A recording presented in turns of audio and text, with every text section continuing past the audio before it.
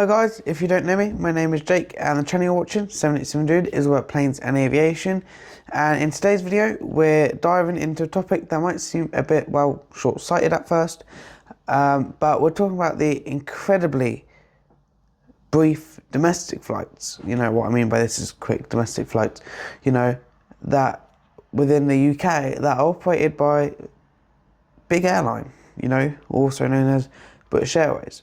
You know, so you might be thinking, why bother? Why does BA, you know, a multi-million, maybe even billion-dollar pounds of a company, bother with short domestic flights that only really last about half an hour long? Well, even though it's quicker to take a train, you know, or even drive in some cases, and, you know, you'd have a point, but there's a more complex web of reasons why these short little like hops and stuff continue to be a vital part of the UK travel infrastructure, and how the logistics and even a bit of history behind why and how they do this without losing so much money. So buckle up and let's get into the video. So, one of the great mysteries of British travel, you can get from London to Manchester, which is the flight that I'm going to be taking in 9 days, in 2 hours and 6 minutes by train. But yet, every single day, British Airways and other, often carriers, cram hundreds of people into a plane for a flight that spends barely 35 minutes in the air. It can be longer sometimes. And by the time you've reached your cruising altitude, the cabin is already rushing to collect your empty coffee cups or your rubbish and whatever, and you'll start and your descent. And it seems, you know, inefficient, expensive, and in an era of climate change, you know, very consequential as such, if that makes sense. So why does it happen? You know, why hasn't the flight shame movement or the UK's network killed off the domestic hop? Well, today we're looking at the hidden economies of feeder routes. And, you know, it's the battle for Heathrow's golden slots. Heathrow is running at a 99% capacity, which, just like New York, Charles de Gaulle, is, you know, quite hard to change. And why these tiny little flights are actually like a lifeline of global aviation, especially to airlines like British Airways, and why these small, you know, 30, 40, 50-minute flights are actually very important, and how by doing this it means that BA can dominate UK skies like they do. So, you know, to understand, you know, the 20-minute flight, you have to stop thinking about why, you know, a trip from a city like A to city B, for example, British Airways from a flight to Manchester to Heathrow, isn't just for people that want to go to London, it's for people that want to get to Singapore. And, you know, this is called the hub and spoke model. You know, the logic is cheaper for BA to fly one giant 777 from London to New York than to try and fly half-empty small planes from every regional UK city to New York. You know, so what that's saying is pretty much, instead of having, you know, a 777 that goes to New York from Heathrow and a 777 that goes to Manchester, you know, so it goes to New York from Manchester, you know, the one from Manchester ain't going to be that full that much. But if you can get the passengers that want, you know, from Manchester, from Northern England, and fly them down to Heathrow, whether they can fill up one plane, you know, it pretty much cuts half the cost, which then they make profit on as well. So, you know, the feed, to fill up a giant 777, you know, they need to feed passengers, you know, they're feeding the plane with passengers with how they make money.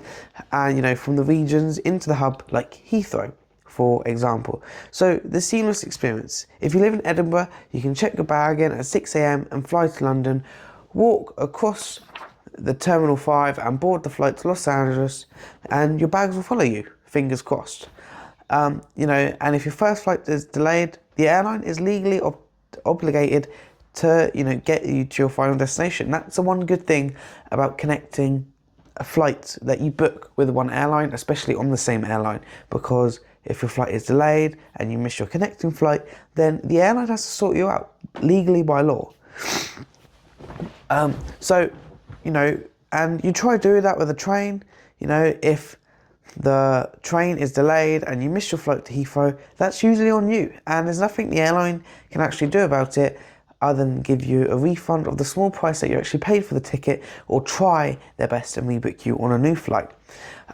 You know, and UK gets a Rail Air integrated ticket that usually works across all carriers, and the short haul flight remains the only safe way to connect. So here's the part that most people don't even know. So landing slots at Heathrow are some of the most valuable pieces of real estate on earth. So in 2016, Oman Air reportedly paid $75 million just for one pair of prime morning landing slots.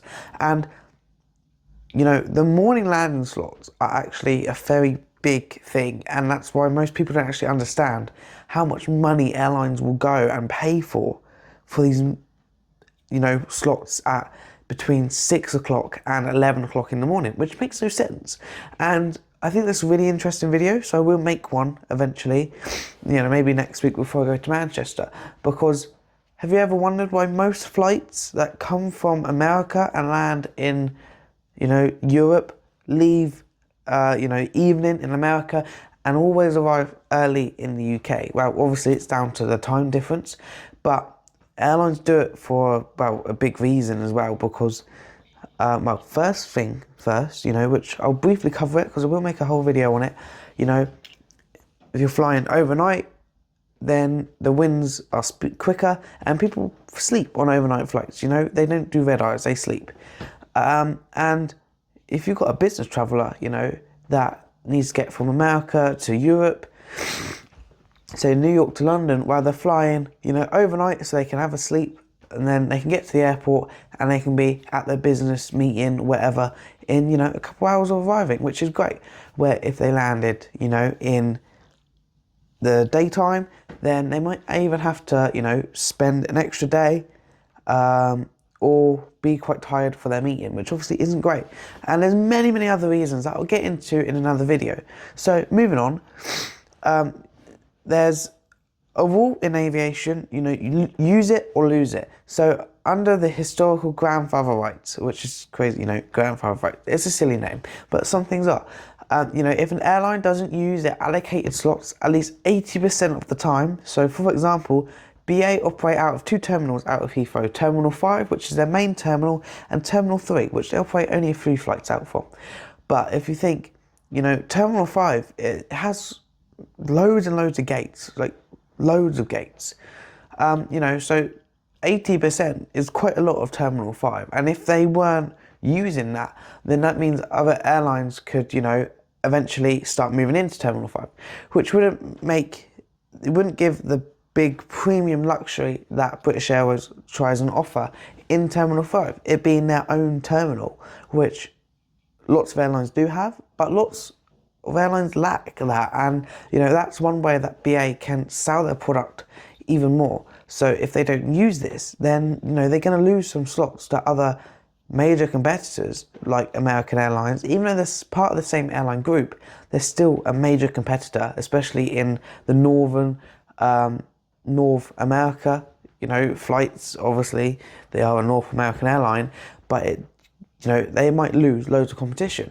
And even to airlines like Virgin Atlantic, Lufthansa, and so many other like Middle East airlines and Asian airlines that want to fly to Heathrow, because there's a lot of money in flying to Heathrow. You know, a lot of money going to the UK, you know, Europe and stuff. But if they can't get these slots, then they can't. But if BA aren't using their slots 80% of the time, then, you know, it's pretty much a free ticket in. And that's why, you know, BA operate these small, tiny, half, you know, 30, 40, 50-minute flights, is because just to keep this. So, you know, like I said, they can lose them to a competitor like Virgin Atlantic, Emirates, and loads of other different airlines. You know, the list can go on and on. So during the pandemic, we saw ghost flights, you know, empty planes flying just to keep these slots. So obviously this cost a lot of money because of the fuel and stuff. But this is actually what happened. So while BA would love to use every single slot for a high profit flight to Dubai, or sometimes they use it for domestic routes simply to park the slot, it keeps the competition out and ensures that the economy picks up, and they still own the rights to land at 8 a.m, which was what I was talking about earlier, and which I'll obviously make an entire new video on, because I think it's really interesting why airlines do this. So it's not just about BA and the London bubble, which in my personal opinion is two airports, London City and London Heathrow. I've got a very big reason for that, and I'm very strong with my reasoning. I might make a short about it one day. So let's talk about Logan Air and Eastern Airways, which has retired now. But I put it on there anyway, just because give you an example of something that used to happen. I'm pretty sure Eastern Airways have retired. I don't know. Don't quote me on that. I'll have to fact check it. So in parts of the UK, these short flights aren't a luxury. They're a public service obligation, also known as a POS. So the geography. You're sitting in Stornoway or the Shetland Islands. A short trip to mainland by ferry can take about 6 to 12 hours, which obviously isn't good for anyone, and is likely to be cancelled because of the rough North Sea weather. So substantially, the UK government actually subsidises some of these routes because they're essential for regional development, healthcare, and keeping the UK connected.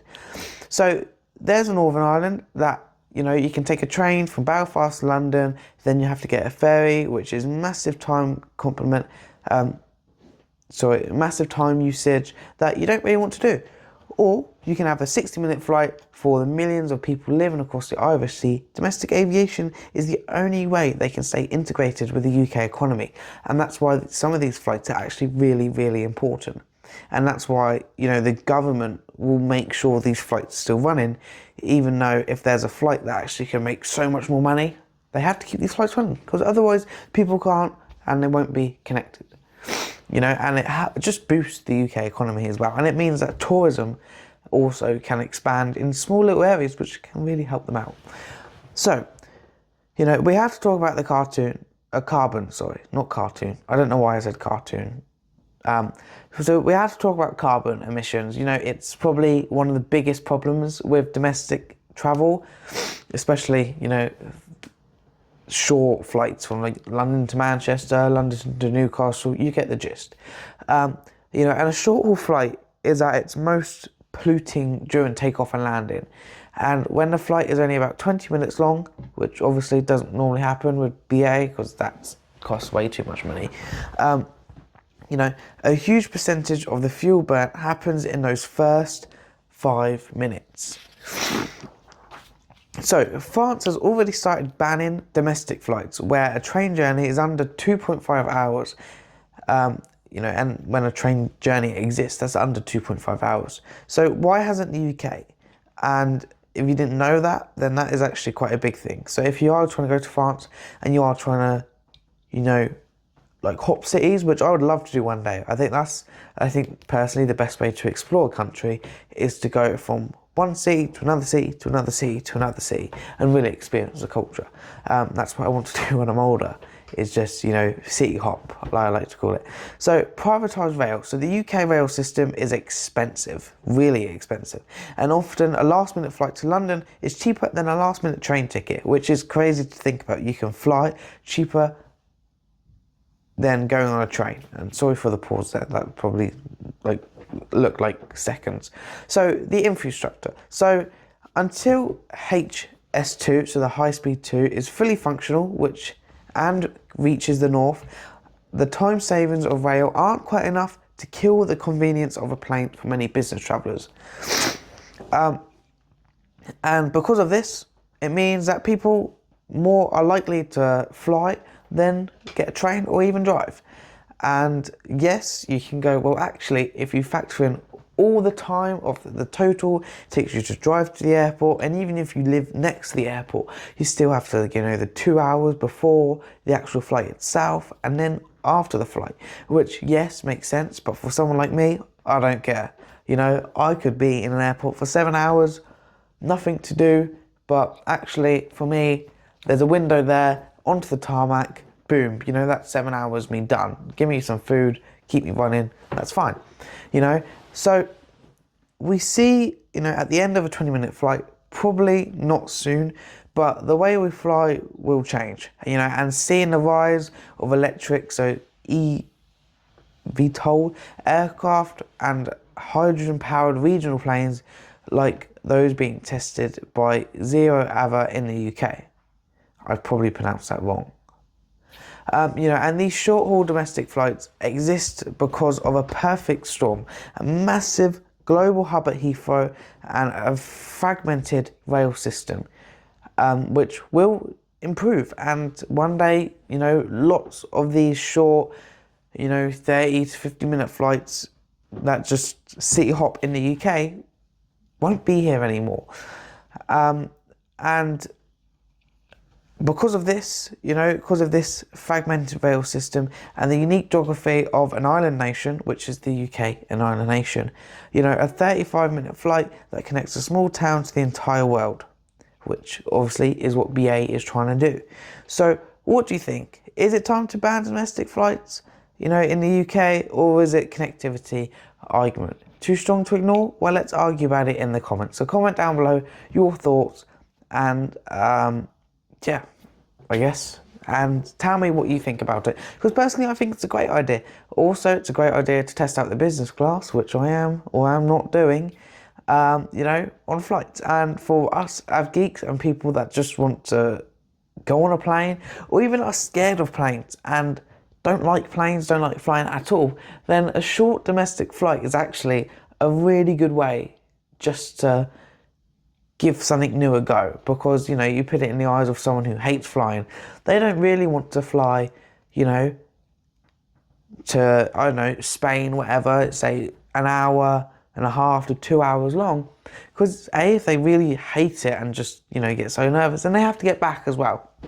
But you say you take a flight from Heathrow to Manchester, well, then if you really can't fly back, then there's many other ways to get back, a lot cheaper than it would be if you, say, you went to Spain or France or whatever. So I think it's also a great way, even though it's probably affects, like, you know, not even 5% of people, it's still out there and it's still an option, which is great. You know, if I could recommend to anyone that hates flying, I'd say, well, try a domestic flight, you know, go from, you know, Heathrow to Manchester on a reasonably sized plane, you know, say an A320 family aircraft, reasonably sized, you know, and not a small, like, Logan Air Embraer 145 or an ATR or something like that, you know. So, like I said, even though it, you know, pretty much only affects like 5% of people, there's much more, you know, business, travel, and, you know, it really does connect people.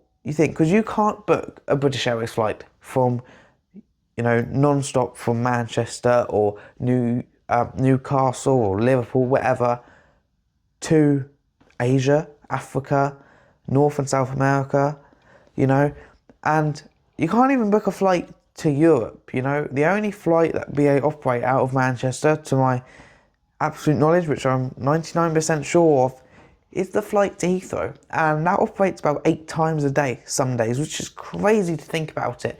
But it means that passengers can leave Manchester whenever, you know, pretty much they want, because it's only an hour's flight, and land at Heathrow and spend, you know, less than an hour connecting, because it's the same terminal, literally a couple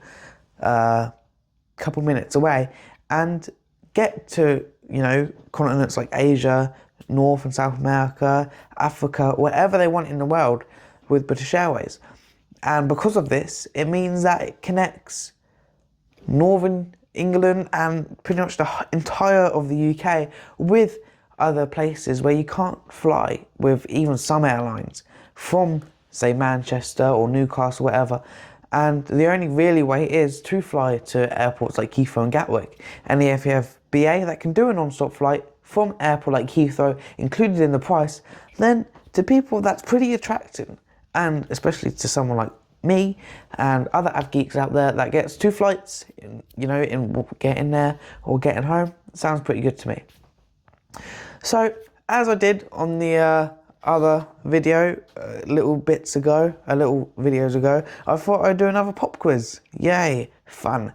And you don't have to do the pop quiz if you don't want to, but before you go, I will just tell you, don't forget to hit the subscribe button for more deep dives into the world and of aviation, the magical world of aviation, and I'll see you in the next one. If you do want to play the pop quiz though, hold on, because this is all questions to do with the video that you just watched, hopefully, and you listened to. So, question number 1. Oh, okay. So, what are the primary reasons that British Airways operate a 35-minute flight from Manchester to London, or vice versa? So, is it A, because the train is too slow for all passengers? B, to feed passengers into long-haul international flights at Heathrow? Or is it C, deliver physical mail between two cities? Or is it D, because it's the most profitable route in the entire network? I'm not sure about that one. So, I'll give you 5 seconds. So 5, 4, 3, 2, 1. And the answer was B. If you got it right, give yourself a pat on the back. Okay, so question number 2. What does use it or lose it refer to in aviation? So, is it A, a pilot flying hours per month? Is it B, complimentary snacks for passengers? Is it C, airport landing slots must be used 80% of the time? Or is it D, the lifespan of a jet engine before it must be replaced? I'll give you 5 seconds. So 5, 4, 3, 2, 1. And if you said C, then that is correct. So well done to anyone who said C. Give yourself a pat on the back. So, question number 3. In some parts of the UK, like the Scottish Highlands, certain flights are subsidised by the government. What is this called? Is it A, hub and spoke giant? Is it B, a public service obligation, or PSO? Is it C, the island lifetime tax? Or D, regional airway support? I'll give you 5 seconds. 5, 4, 3, 2, 1. If you said B, then that's correct. So, question number 4. In which country recently began banning domestic flights where there's a train journey under 2.5 hours? Is it A, France, B, the UK, C, Germany, or D, Spain? I'll give you 5 seconds. So 5, 4, 3, 2, 1. If you said A, France, then you were correct. Give yourself a pat on the back. And question number 5. Why is a 20-minute flight considered more carbon intensive per mile than a 10-hour flight? So, is it A, the planes used are much older and leak more fuel? I don't think that's right. Is it B, shorter planes fly at a much lower, less efficient altitude, which I guess that is true. They do fly at a lower altitude, but not the main reason. Is it C, a huge percentage of the fuel is burnt specifically during takeoff and climb? Or is it D, domestic planes carry a heavier luggage on board?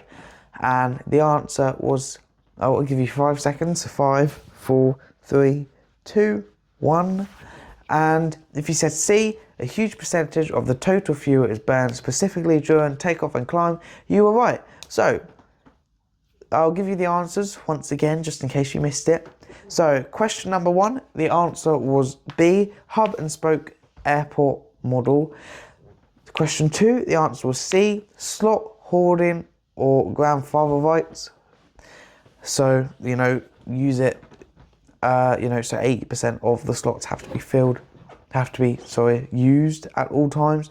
So question 3 was B, the public service obligation, or PSO. Question 4 was A, France. And question 5, C, a takeoff and landing are most fuel heavy plane phases of, I'll repeat that. So question 5 was C, takeoff and landings are the most fuel-heavy phases of flight. So, if you enjoyed today's video, and if you enjoyed the 5-minute pop quiz that lasted 5 minutes, I'll give myself a pat on the back for that, keeping to the time schedule, then why don't you just hit the subscribe button? It's free of charge, and you'll never miss, I think, an amazing aviation YouTube video that, actually relates to some people. I think more people than they did before, and that is the point of, I call it the new era of 787 Dude. You know, better videos that link and can relate to more people. And probably definitely a question you've asked yourself if you've actually known BA do flights like this. So share with your family, friends, especially if they are clueless of why big airlines like British Airways and EasyJet are operating short flights from their hub to another airport in England. And comment your opinion on, do you think that this should actually be a thing? Do you think that airlines should still be allowed to operate, 30 to 50-minute flights from, one major airport to another major airport, or, a major airport to a non-major airport? So let me know in the comments. And also, how do you think, it will be when we have train services that goes a lot quicker than they do now? And finally, like the video, because it shows that you want more content, more deep dives into the world of aviation, and just tells me that you like the content that I'm making so far this year. Without further ado, I would like to remind you of Manchester. The business class flight, it's about 40 minutes in the air. Not bad, if you ask me. I just call it a taster flight. And, I'm going to make a list of everything that I need to do. And I am going to include the call button this time. And I thought, the call button ain't the best thing because, it is testing, other humans. It's just not the nicest thing to do. But I think business class, it should be tested. And I've watched loads of videos, which is just spoiling it. I don't know why I do it.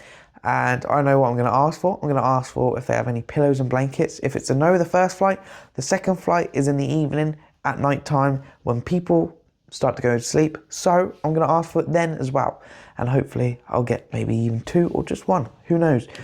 And also the food. I've been looking at the food, and the 2 videos I've watched, it's a shrimp salad. And I don't like shrimp, and I'm not the biggest fan of salad. So we'll see how that goes, although I do get a nice mousse and a bread roll. So if it all comes to that, then it's going to be that, but that's fine. Obviously it's going to be a flight review with enhanced things to see and show you guys. We're already trying to pick our lounge and what we're going to do in the airport, if we're going to go to every single lounge. So North Lounge, South Lounge and B Gates Lounge. And I've heard the B Gate Lounge is the best, so fingers crossed we can go to that lounge and spend our most time there and just see what the other lounges are like, give you guys a quick tour just so you can see, and obviously give my personal opinion and what I actually think of the business class, if it's worth it.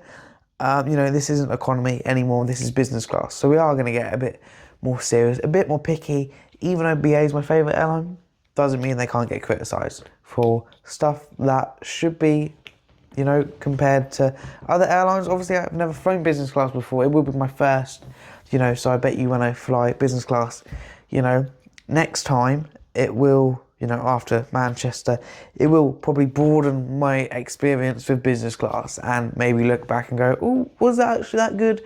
But hey, we'll see, won't we? So there will be a video on Sunday, next Sunday, obviously, even though it's 2 days before I go to Manchester. It doesn't matter. There's still going to be the usual Sunday video of 787 Dude. That won't change. And what I'll probably do is why airlines pay so much money for early morning slots and why flights heading east always happen overnight. Which I think is really interesting. I find it really interesting, the logistics and how that all works out. So we'll do that. So other than Manchester, which will be really exciting, there's loads of videos that I'll make for Manchester. There will be a playlist, there will be a Manchester playlist. Seems stupid, but we're travelling. That's plane spotting, 2 flight reviews, a plane spotting in Manchester, the flight sim that we're doing over there, and maybe even a pod video. The pods might be included in the actual flight review, or I might do a separate pod video. Let me know what you think in the comments down below. Personally, I think a separate pod video is necessary. We do one every single time we go to Heathrow. Hopefully this time though, I'm actually flying. So hopefully I don't get stuck in the pods. Otherwise that emergency exit door will be used and I will get out of the pods, return back to Terminal 5 where I will now board my flight.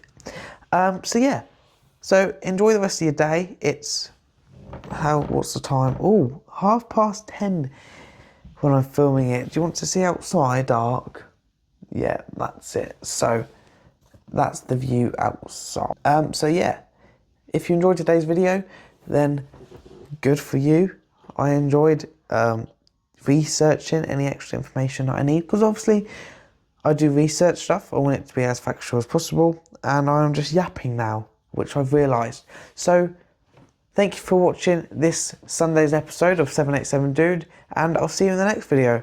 Bye.